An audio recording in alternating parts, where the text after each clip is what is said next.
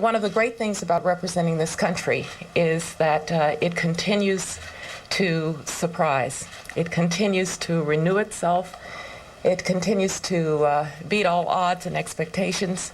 As an African American, I'm especially proud because this is a country that's been through a long journey in terms of overcoming wounds and making race not the factor in our lives.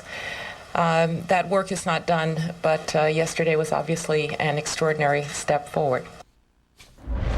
Welcome back. That was Secretary of State, of course, Condoleezza Rice earlier today, echoing the spirit of cooperation. Also heard from President Bush today, who also spoke of the significant historical moment this election represented. How will an Obama presidency transform the politics of race in this country? What will it mean for the next generation of African American leaders? Joining me now to talk about it all is the man who has been mentioned as a possible replacement for Barack Obama in the U.S. Senate, Representative Jesse Jackson Jr., son of course, the Reverend Jesse Jackson.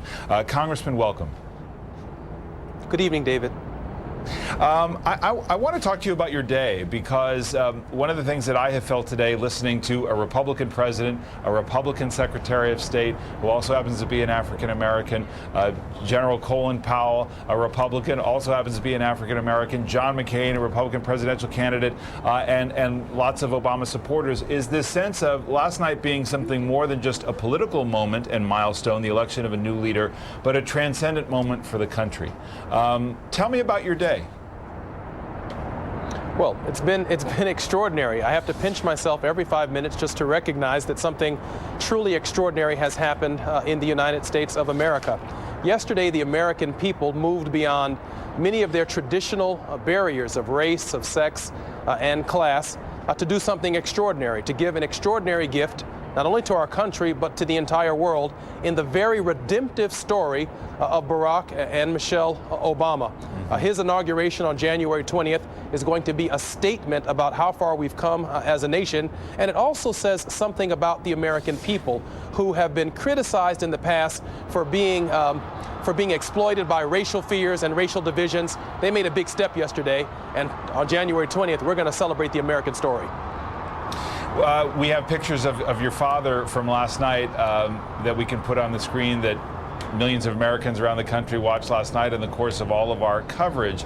The emotion is obvious. The tears streaming down his face. He represents a past that was in some ways redeemed last night. If his work and the work of Congressman Lewis and so many others was to get to a moment where not only a black president was possible, but a president whose blackness was not primary as being the point of the civil rights movement. Talk about that moment for him and for you last night. Well, David, the genius of the Barack Obama campaign was that he ran as an American who happens to be African American. And so whether it was John Lewis and others who walked across Edmund Pettus Bridge and Jesse Jackson who joined the Selma to Montgomery campaign for the right to vote, they saw in their lifetime Viola Liuzzo, a white Italian housewife killed for helping register people, Americans, to vote. They saw Swerner, Goodman, and Cheney killed for participating in voter registration drives in the South. Two Jewish Americans and an African American who were killed in that process. And then to watch Barack Obama, the president-elect, the 44th president-to-be of the United States, emerge as the beneficiary of that extraordinary struggle, that had to be an emotionally difficult time for John Lewis, Jesse Jackson, and others. And so yesterday for them, those who've held on to many of the tragedies of the American past, they walked into a brand new America just like millions of Americans walked into a brand new America this morning. Congressman, rightly or wrongly, a lot of Americans perceive the politics of your father as a black political agenda. They don't necessarily associate that with Barack Obama, President-elect Obama. Do African Americans have an expectation of President-elect Obama that's specific?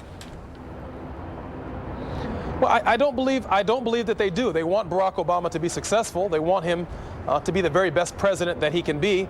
They don't want America to have a different standard for President Barack Obama.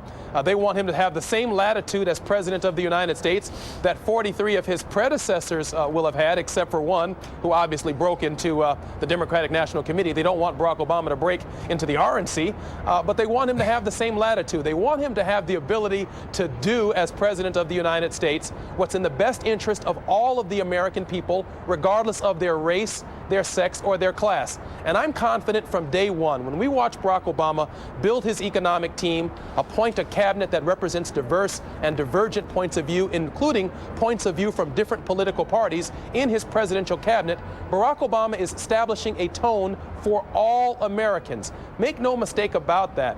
Barack Obama wants to change the discourse in this nation, and the very act of his ascendancy to the President of the United States accomplishes that. All right, let me conclude with a more politically pressing question. Do you want his Senate seat? If offered by the governor of the state of Illinois, obviously I would not say no. I'd be honored and humbled to serve in that seat. But it is a decision that the governor of the state of Illinois ultimately will have to make. I'm confident he will make a decision in the best interest of the state and the nation. Have there already been discussions about it? I understand today the governor of the state of Illinois had a press conference at 1:30 announcing a process. A number of names, including myself, have been mentioned. I'm interested in hearing more about the governor's process, and we'll find out in the next coming weeks what the governor's decision will be. Congressman Jesse Jackson, Jr., thank you very much for your time tonight. Thank you, David. Coming next, the Oprah effect. She was in the crowd in Grant Park last night. What she had to say today, right after this.